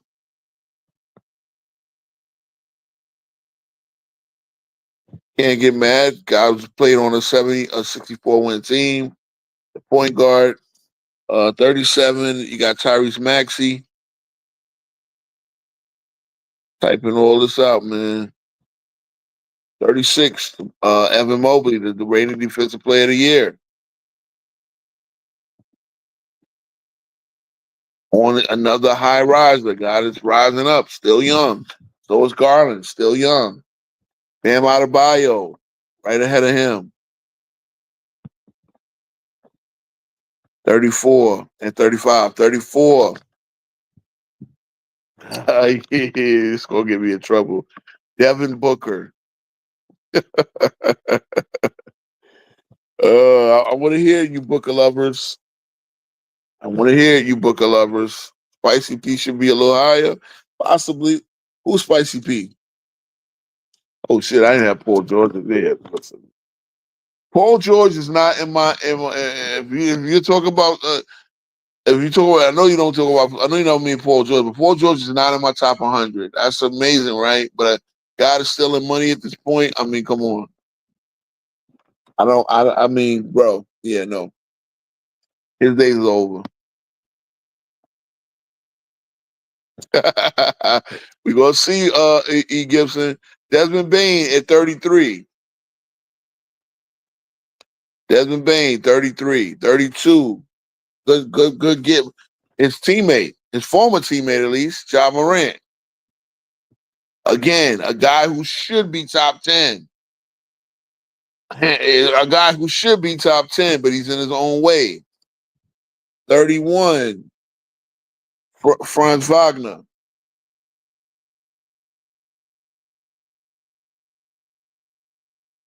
Franz Wagner, number 41. Number 30, y'all might feel he's a little low, but I feel he's on the back nine. James Harden. Borderline All-Star. Can't get mad. E. Gibson, to answer your question. Julius Randle. And it's not that I really like him. The guy was All-NBA 2 of the last 3 years. I mean, you know, you give you 2-time All-NBA or recently, then you help a team get to the conference finals. You belong in there. So now we're in the nitty-gritty, man. 28.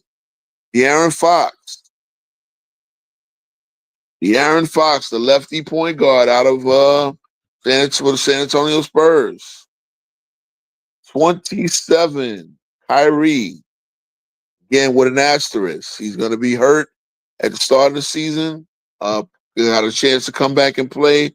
ACL tears. I don't know if they want to sit him out the whole season. That's on them. But he is number 27 with an asterisk. That's why I went 6 more deep outside of the top 100. The other is I got another guy with an asterisk right behind him, and that would be Dame Lillard. Again, you know, these are 2 guys on the back nine as well. They're getting there. They're 30 plus. But they're also injured. You know, 25, Jimmy Butler.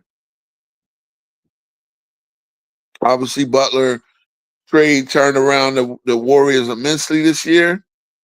Turn them around big time. 24, Ivica Zubac. Zubac had a great year and a great playoff. You wanna argue with him? He's too high or too low? Yeah, I like Ivica Zubac in that spot. Number 23, Jalen Williams. The man that just got $275 million. Jalen Williams, number 23, just got his big payday. Number 22, the first pick of his draft, Jalen Williams draft, Paolo Banchero. Again, another guy who could be top 10 in the next couple of years, for sure. All right, I get through this part more easy than I got through the other part.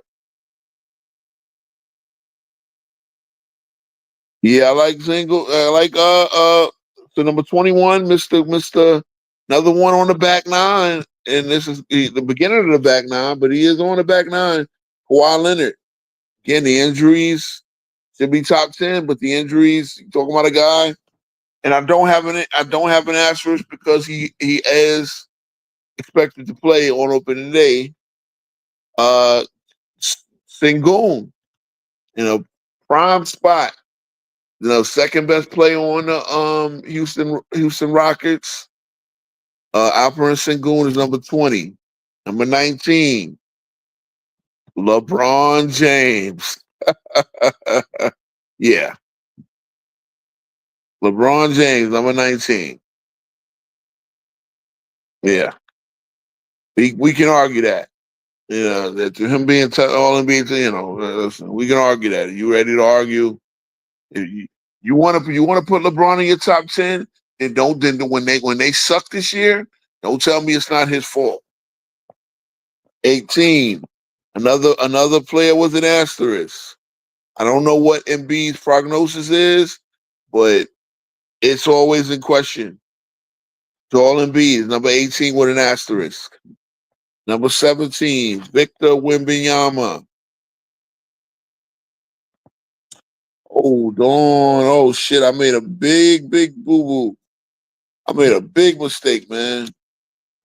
Somebody, unless he's not. Yeah, I forgot. Oh, shit. All right. I'm gonna wind up letting y'all know where I put him in because really, damn it, I fucked up. The guy in here I definitely forgot about. Problem is he's always injured too, but Wembanyama. So I'm gonna Victor Wembanyama, number 17, right after Joel Embiid, right before Joel Embiid, actually. Yeah, that boo boo I made was LaMelo Ball, who I got somewhere in the 30s, but I forgot. LaMelo Ball definitely should be in there, and again, he's another guy who could be top 10 if he wasn't hurt.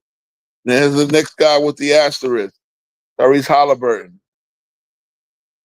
So no one can say I'm a Halliburton hater when I got him this high, despite being injured. Number 15, the rebound champion, Domantas Sabonis. 14, Curry, Steph Curry.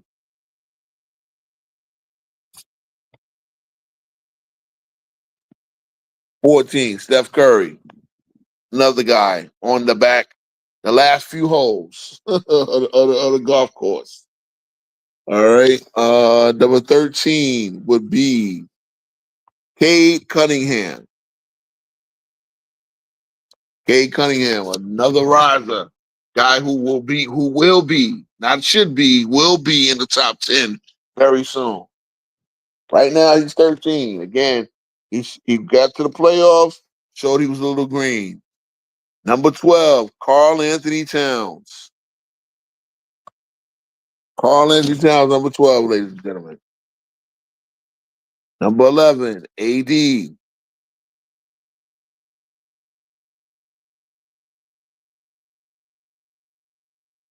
AD. All right, number 10, Jaylen Brown. Jaylen Brown, number 10, ladies and gentlemen. And he's got a chance to show it if he can be the man. That's a lot of expectation being a top 10 player. Number 9, Kevin Durant, KD.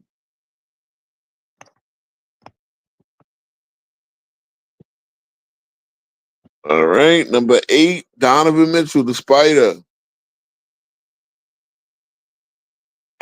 Number 7, oh, that's where I fucked up. Oh, no, I'm sorry. Number 7, Jalen Brunson. This will draw some hate. Number 6 is Ant-Man. And I will say, guys, guys in this realm, because of guys being hurt, got a chance to jump up a few spots. I do believe they will be top 10 regardless. Number 5, and this is the last guy with an asterisk, Jason Tatum. And that's based on what he finished last year. A legit MVP candidate. Obviously he's hurt, but that 5 spot for now, in the top 4, I think it's pretty obvious he was there. Luka is number 4. Luka number 4. The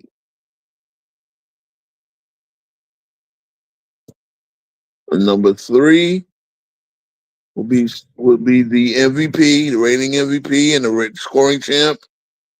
Conference Finals MVP, Western Conference Finals MVP. I believe that's the Magic Johnson Trophy, and the Finals MVP, the Bill Russell Trophy. Shai Gilgeous-Alexander, SGA.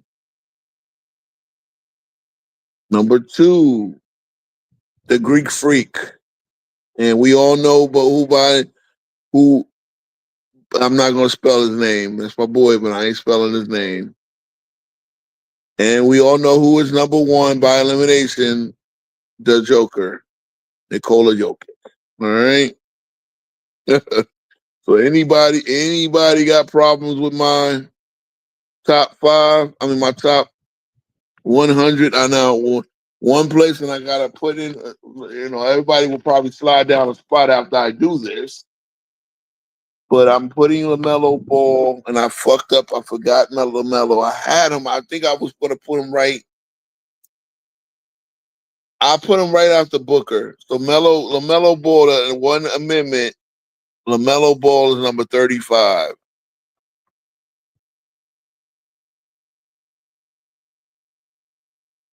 And again, a guy who needs to stay healthy and keep playing well so he can get up into that top 20 where he belongs. Really belongs in the top 10, top 15. But LaMelo is 35. He's got to stay healthy. So everybody after that, like about to buy all of them, slide down one. So I'll put it in officially when I get a chance. But that's my top 100. Yeah, Tatum. See, we got to put Tatum on hold for 1 year and see how quickly he regains his status. But yeah, I put Tatum in there with the asterisk. Obviously, that's based on what they did. Tatum Halliburton based on what he did this year. Everybody with the asterisk, except for Embiid. Well, Embiid does get more of a Embiid being a guy that just won a scoring title and a MVP. He can definitely keep his top 20 spot, but he's losing it. He's losing ground. He's got to have to show me that he can play 60, 70 games, qualify for an award again, and get back into that top 10 where he belongs. But, health is one of the issues that I look at, man. What are you doing? Are you helping your team win right now? Are you a winning player? Have you been a winning player? Things like that. Again, LaMelo, if he had winning and if he had health on his side, he would be a top 10. I think he's just as good as Therese Halliburton. I think he's better player than Therese Halliburton. But again, no health, no winning. Yeah, LeBron's not number one. If LeBron's number one, then you have to hold him to a number one standard. You can't win one playoff game with Luka Doncic and tell me he's number one. You want to have him number one, you give him number one standard. You're gonna give him number 19 standard when you're not gonna give him any smoke for losing in the first round. Well, then there you go. He's number 19. Yeah, man. It's good. Keep this. We still went 2 hours with the little impromptu debate. That was a good discussion. Because at the end of the day, I think a lot of people really need to understand, put some respect on Larry Bird and LeBron and them name. Let's see, FYF got pulled up with something. Did you catch my top 100? Why is Luka 4? Or why isn't Luka 4? Okay, you know why? Because he took a team to the finals 2 years ago. It's not just 1 year. I'm gonna look back. I'm gonna look back at recent years, Lamont. I'm gonna look at recent years, and right. You know what? He can't. He better not lose. If he'll start losing his status if he doesn't have much success. Now I know the year before that they didn't make the playoffs. That his team decided to tank that playing game, but he did take a team to a finals a couple of years ago. So between that and the production and his age, everything else, yes, his health is a little bit of concern, but up until then, he wasn't really, he didn't really have that many health issues until this year. So where should I put Luka? 15? Is that? Obviously, in my opinion, Luka has the smoke and the pressure on him, not LeBron. So it's not only winning; it's a lot of things that come into account how I rank the top 100. and a lot of things come into account. But if you are on that level, guess what? You want LeBron in the top 10, give him that top 10 smoke when they lose. I got AD at 11. He's gonna get that top 11 smoke. If he's healthy, he's expected to get Dallas 50 wins. And no excuse about Kyrie. They went and signed D'Angelo Russell. So win 50 games. So yeah, I mean, Luka's number 4 because Luka's in his prime. Luka is expected to have an MVP caliber season. LaMelo is at 35. I got to slide everybody back. I forgot LaMelo Ball. I can't believe that shit. Oh, man. But, yeah.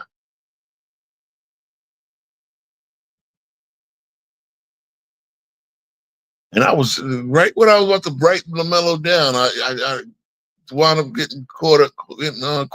But, yeah, man. We're going to shut it down soon. Anybody got any... I think anybody think there's anybody I missed out of the top 100? I don't think so.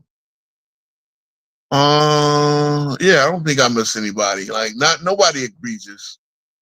Some guys up there that could be. Luka's defense was the only. See, I don't look at it that way. I don't necessarily look at it that way. I think Luka's defense was okay. I mean, you're not expecting him to be the lockdown defender. You were hunting Austin Reeves as well. The Lakers just weren't a good defensive team. They don't have enough. They still are not a good defensive team. But Luka is Luka, bro. Luka is a guy that can drop 60 at any point, 40, 10, and 50. Like, bro, Luka's Luka. So I don't know. I don't know. Like, should I drop Luka further down? I mean, I don't think Ant-Man is better. I don't think, especially with Tatum I don't, yeah, Luka do have the injury concerns, but Luka was playing. Luka was fine in the playoffs. So guess Luka's the big person that's getting smoke here. Again, they give him the smoke because he's gonna get it anyway. Yeah, Najee, you want again, and then guess what, Najee? If LeBron is number 1, then he deserves the number 1 smoke. He deserves the number 1 smoke, and he's not number 1. He is top 20. He is top 20 at best, and I got him 19 to be nice because of the Lifetime Achievement Award. But it's been a long time since LeBron has tasted any real success. I don't, that's just me.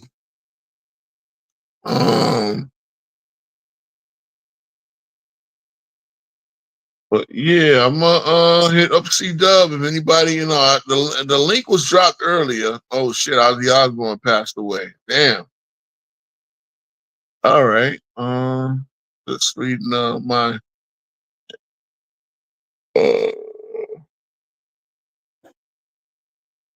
if anybody want to come up and discuss really quickly, because I'm going to bed. I'm tired. But I'll drop the link just in case. I dropped it earlier. But yeah, it was fun making a list. Everybody was doing an all-time list. I was like, oh, we don't forgot. Hey, there's a bunch of players in the league right now. Let's rank them. You really the Olympics and the in-season tournament. Okay, good one, Najee. Yeah, the Mobley and Bam. You're right. The Mobley and Bam could be higher. I wanna see a little bit more out of Mobley. Again, Bam, I think it's reversing the other way. Bam was probably top 30. A couple of, I think Bam is trending the other way. We'll see. We'll see if he plays well this year. Again, this is a combination of what I expect you to do this year versus what you have already done. So that's how I look at it as well. I expect Luka to have a really big individual season. I still think the Lakers will be a mediocre team at best. Which I thought they were last year, 8-2.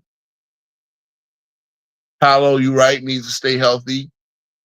Paolo needs to stay healthy, but again, he's a guy that I think could be top 10 within the next couple of years. Paolo is, again, he's part of that class, that generation that's next up.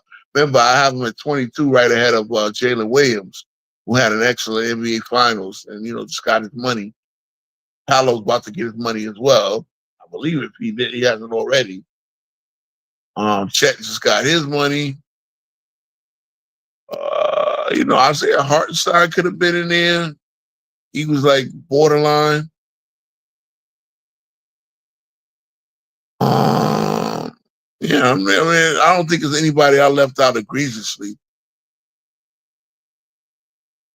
Yeah, I think if you don't think KD's better than LeBron, here's the thing: KD got a lot more pressure on him than LeBron. I think KD is in a position to have a better season than LeBron, and I think he's on a better team.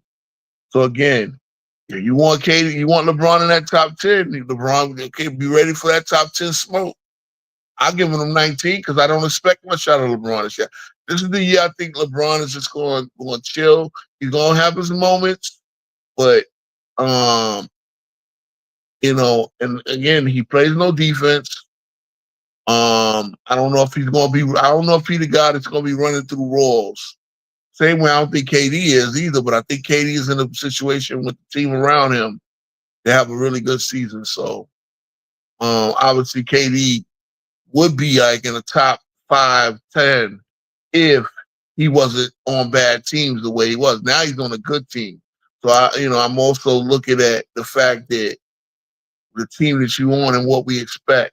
So it's a complex. But my system is a little complex, but I try to just think of all factors, what you've done, what you've won, how recently have you won anything significant? Have you been on all NBA teams recently? Obviously, LeBron has. Again, I think it's just like the media. Look, he's had good seasons. I'm not gonna front like he hasn't, but he did at the end. He didn't do it throughout the whole season. He did it by process of elimination. You know what I'm saying? So, all right, fellas, man, this was fun. Again, I'm a little because I was on there with Zay earlier, so it's like I did a double header. I did a double header back.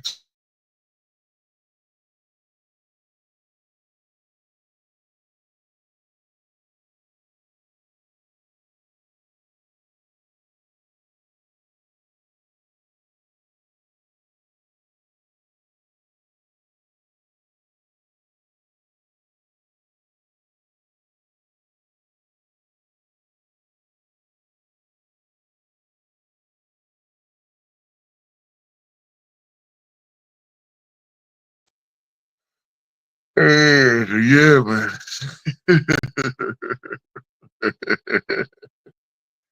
Y'all funny in the comments, man. I look, like, who subscribe. I really appreciate you guys for rocking with me. I know this one was this wasn't the most sparkling show, but yeah, I did want to get that top 100 out. So salute, fellas.